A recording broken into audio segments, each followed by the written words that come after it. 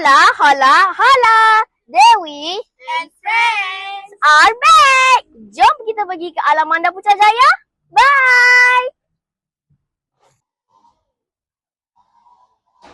Wow, Alhamdulillah kita dah sampai dekat Alamanda Putrajaya. Wow, bestnya.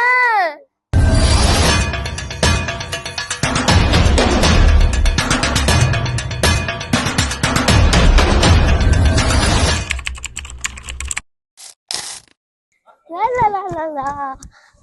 Adidas lah. Jom. Pink. Pink is my favorite. Alamak, pink lagi. Pink. Alamak, ada pink lagi. Pink. My school bag. Cool kan? Best betul shopping dekat Adidas Alamanda. Sebab kat sini ada banyak pilihan. Korang kena datang sini. Berapa ni kak? Butik Adidas Alamanda Putrajaya memang destinasi wajib singgah untuk pencipta fashion dan sukan. Dengan pilihan yang sangat lengkap daripada t-shirt, sweater, kasut, topi, stokin dan macam-macam lagi. Memang rambang mata dibuatnya. Paling best, staff di sini sangat friendly, mesra pelanggan dan sentiasa jadi pembantu.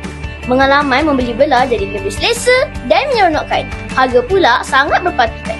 Mampu milik dengan kualiti premium yang ditawarkan. Ditambah dengan suasana butik yang moden dan selesa. Pengalaman membeli belah di Adidas Alamanda memang top notch. Memang nombor 1.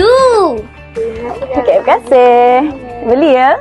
Kak. Hai. Kak, kenapa kakak memilih butik Adidas? Oh, untuk saya lah. Saya rasa harga dia berpatutan. Design dia trendy. Dia premium quality tau. My favourite Adidas ni. Terima kasih kak. Sama.